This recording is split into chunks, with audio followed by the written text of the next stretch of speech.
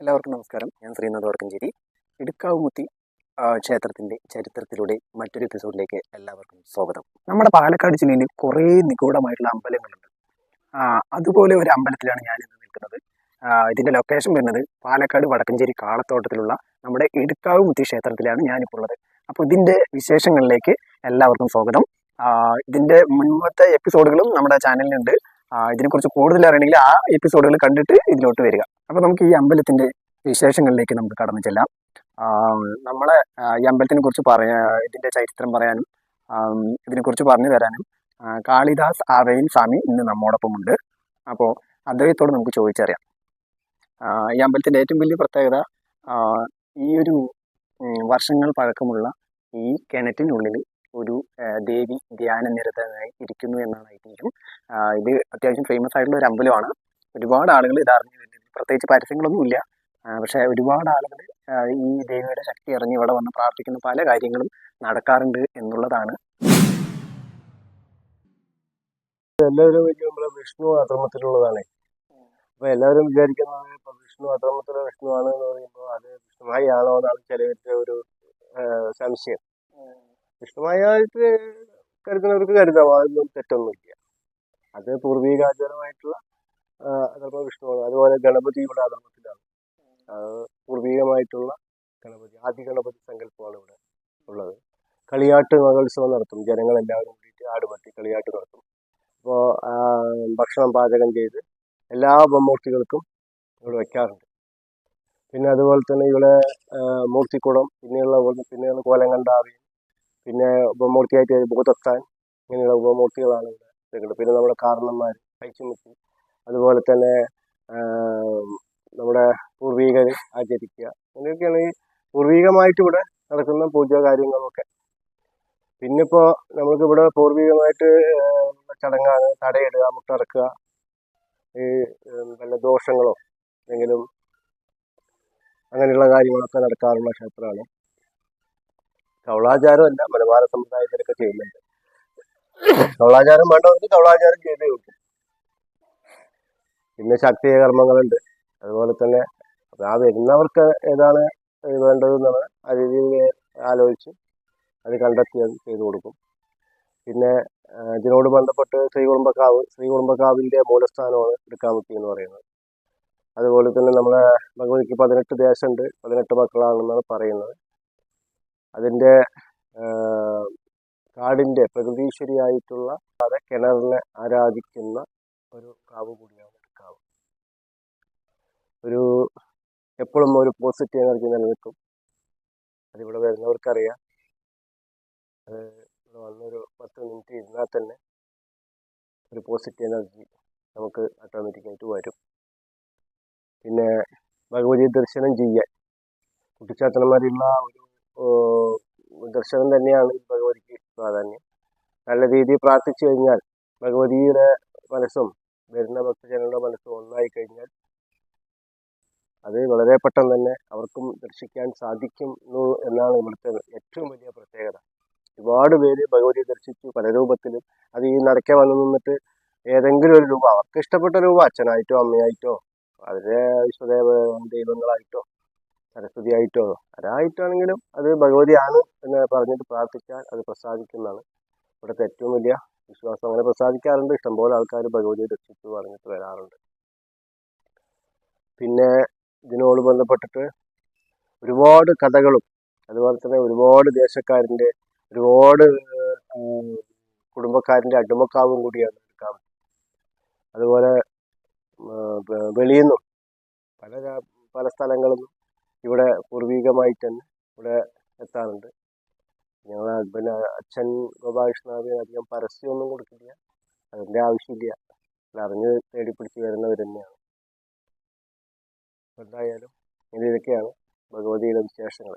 അപ്പോൾ ഇടുക്കാവുമുത്തി ചരിത്രത്തിലൂടെ എപ്പിസോഡ് ഇവിടെ അവസാനിക്കുകയാണ്.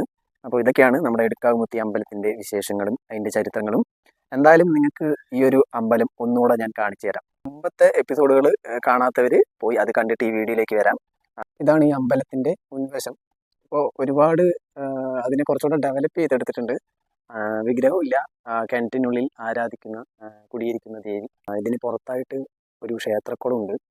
ക്ഷേത്രക്കുളം മുൻപ് ഇങ്ങനെ ആയിരുന്നില്ല, ഇപ്പോൾ കുറച്ചുകൂടെ അത് നന്നായി പണിത് കഴിഞ്ഞു. അപ്പം ഇനി അമ്പലത്തിൻ്റെ ഉള്ളിലോട്ട് നമുക്കൊന്ന് കടന്നു ചെല്ലാം. ഇതാണ് അതിൻ്റെ മുൻഭാഗം, അമ്പലത്തിൻ്റെ മുൻഭാഗം ഇതാണ്.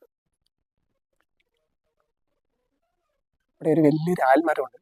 ഒരു നല്ലൊരു തണുത്ത കാറ്റും കാര്യങ്ങളും എല്ലാം ഉള്ളൊരു അമ്പലം.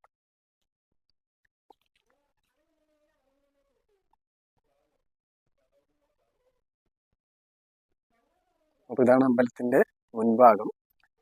ഈ കിണറിലാണ് ദേവി ഇരിക്കുന്നത്. പിന്നെ ഈ അമ്പലത്തിൻ്റെ ചില കാര്യങ്ങൾ എനിക്കറിയില്ല. നമ്മുടെ ഇവിടുത്തെ കാളിദാസ് ആവേയൻ അത് നമുക്ക് പറഞ്ഞു തരുന്നതായിരിക്കും. അപ്പോൾ നമുക്ക് അദ്ദേഹത്തോട് ചോദിക്കാം. നമ്മുടെ കാളിദാസ് ആവേയൻ സ്വാമി ഇവിടെ വന്നിട്ടുണ്ട്. അപ്പോൾ സ്വാമിയുടെ അടുത്ത് തന്നെ ചോദിക്കാം എങ്ങനെയാണ് ഇതെല്ലാം എന്തെല്ലാം വിഗ്രഹങ്ങളാണെന്നുള്ളത് നേരിട്ട് തന്നെ നമുക്ക് ചോദിച്ചറിയാം. ഇതാണ് ഭഗവതി ഇരിക്കുന്ന കിണർ. ഓക്കെ. അതിന് മുകളിലേക്ക് വേറെ ആർക്കും പ്രവേശനമില്ല, പൂജാരി മാത്രമാണ്. ഞാൻ മാത്രം ഇപ്പൊ ഞാനാണ് ഇതിന്റെ വെളിച്ചപ്പാടം പൂജാരിയൊക്കെ. അപ്പോൾ പൂജാരിക്ക് മാത്രമാണ് അതിൻ്റെ ഉള്ളിലേക്ക് പ്രവേശനമുള്ളൂ. ഞായർ ചൊവ്വ വെള്ളി ദിവസങ്ങളിലാണ് കാലത്ത് 6 മണി to 11:30 വരെ പൂജയുണ്ടാവും. പൂജ 3 ദിവസങ്ങളിലാണ്. ഈ പൂജ 3 ദിവസങ്ങളിലാണ്. പിന്നെ നമ്മുടെ ഉപദേവന്മാർ ഉണ്ട്. ഇത് നമ്മുടെ ഇത് നമ്മുടെ അച്ഛൻ്റെ അച്ഛൻ കണ്ടനാവിയൻ്റെ സമാധി സ്ഥലമാണ്. കണ്ടനാവിൻ്റെ സമാധിയാണ്. എന്ന് വെച്ചാൽ ജഡയില്ല, പക്ഷെ അദ്ദേഹം സമാധി കൊണ്ടിരിക്കുന്ന പുറ്റാണ്. സ്വയംഭൂവാണ്.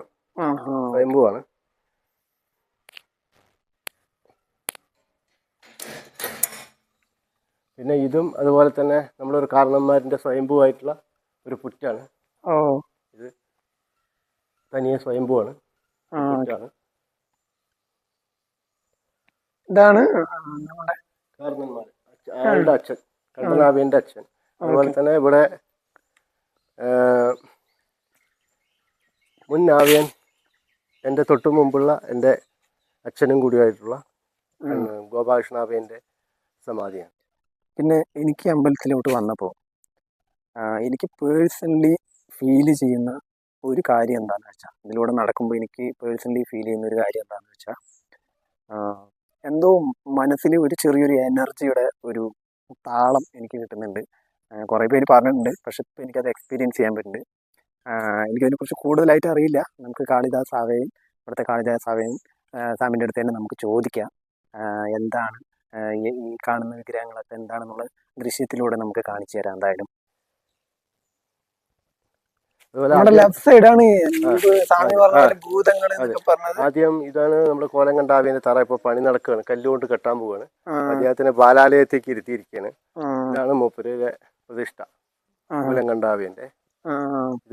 ഇതാണ് നമ്മുടെ മൂർത്തിക്കുടം. എല്ലാ പ്രേതങ്ങളും ഇവിടെ മറ്റേ ഈ 18 ദേശത്തിന്റെ ആൾക്കാർ മരിച്ചാലും ഇതിലേക്ക് ലയിക്കുന്നു എന്നാണ് ഇവിടുത്തെ വിശ്വാസം. അത് രണ്ടും പ്രേതങ്ങളാണ്. ഈ കിണറിൽ പെയിന്റ് അടിക്കാൻ ഒന്നും പറ്റില്ല, അത് അങ്ങനെ ഇരിക്കുകയാണ്. പിന്നെ ഇതാണ് ഗണപതി, അധർമ്മത്തിലുള്ള ഗണപതി ആണ്. അതിന്റെ സ്ഥാനങ്ങളൊക്കെ അപ്പുറത്താണ്. അതിപ്പോൾ വർക്ക് നടന്നുകൊണ്ടിരിക്കുകയാണ്. ഇത് ഭൂതത്താനാണ്. ഇദ്ദേഹം ഉത്തമത്തിലാണ് ഇവിടെ ഇരിക്കുന്നത്. ഇദ്ദേഹത്തിന് വേറൊരു രൂപം കൂടി ഉണ്ട്, അധർമ്മ രൂപമുണ്ട്, അബ്രാഹ്മണനും കൂടിയാണ്. പിന്നെ ഇത് വിഷ്ണു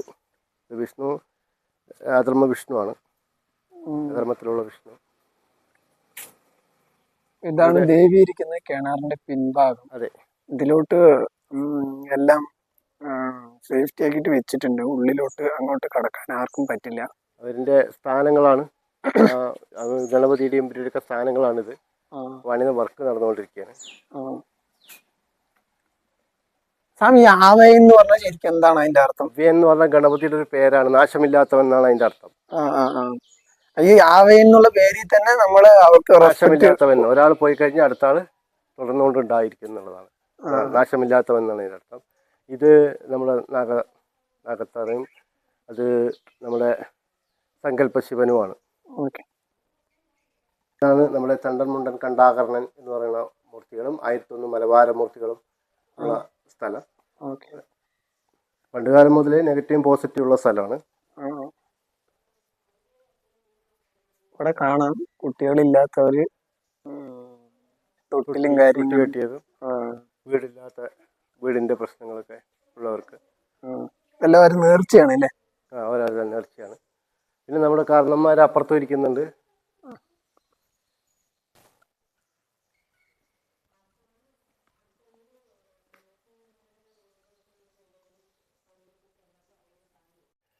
മുൻ കാരണന്മാരും നമ്മുടെ ഐഷമുത്തി നമ്മുടെ കാരണന്മാരിലെ കാണിച്ചോളൂ. കാരണന്മാരിൻ്റെ അതിൻ്റെ എൻ്റെ കണ്ടനാവിൻ്റെ മുമ്പിലുള്ള ആൾക്കാർ, ഫസ്റ്റിലുള്ള ആൾക്കാർ. പിന്നെ ഇത് ഐഷമുത്തിയാണ്. ഇത് ഒരു സങ്കല്പം, ഇത് ശക്തിപീഠത്തിൻ്റെ സങ്കല്പമാണ്. മയാശക്തിയാണ്. കളരി എന്നൊക്കെ പറയില്ലേ, കളരി, മാന്ത്രിക കളരി എന്ന് പറയുന്ന ആൾക്കാർ.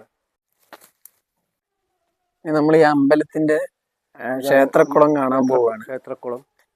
ഈ കുളത്തിന് എന്തെങ്കിലും പ്രത്യേകതയുണ്ടോ താൻ? ഈ കുളത്തിന് ഇവിടെയാണ് ഇവിടെ ഒരു കിണറുണ്ട്. ഈ കിണറാണ് ഭഗവതിയുടെ ആദ്യത്തെ കിണർ. ഇത് ഈ കാണുന്ന ചെറിയ ഈ കിണറാണ് ഭഗവതിയുടെ ആദ്യത്തെ കിണറാണ്. ഇവിടെ നിന്നാണ് വെള്ളം എടുക്കുക. ഈ ഇടക്കാലഘട്ടങ്ങളിൽ ഇത് ഒരു കേടുവന്ന് കിടക്കുമായിരുന്നു. അപ്പൊ അടുത്ത ഉള്ളിലേക്ക് കിണർ കുത്തിയതാണ്. അപ്പോൾ ഇതിപ്പോ ഈ കുളം ഒക്കെ വൃത്തികേടായി കിടക്കുമായിരുന്നു. ഇത്ര ഭംഗിയാക്കി ചെയ്തത് ശോഭ ഗ്രൂപ്പിന്റെ ചെയർമാനായിട്ടുള്ള PNC മേനോൻ കുടുംബവും കൂടിയിട്ടാണ് ഇതെല്ലാം ചെയ്തിരിക്കുന്നത്.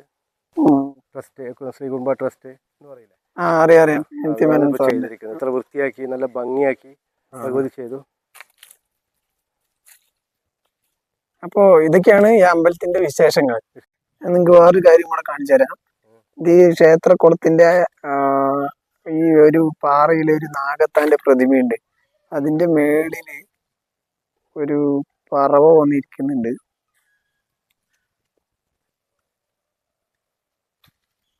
ഈ ക്ഷേത്രക്കുളം വൃത്തിയാക്കുമ്പോൾ കുറെ വർഷങ്ങൾക്ക് മുമ്പ് അതിന്റെ ഈ കുളത്തിന്റെ ഉള്ളിൽ നിന്ന് കിട്ടിയതാണ് നാഗത്തിന്റെ പ്രതിഷ്ഠ. അപ്പൊ അതിനെ ആ പാറപ്പുറത്ത് വെച്ചാണ്.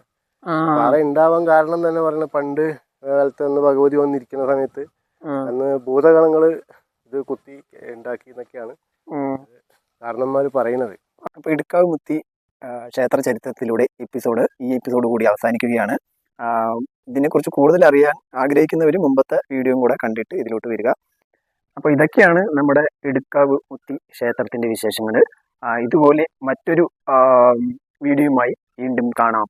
Bye bye.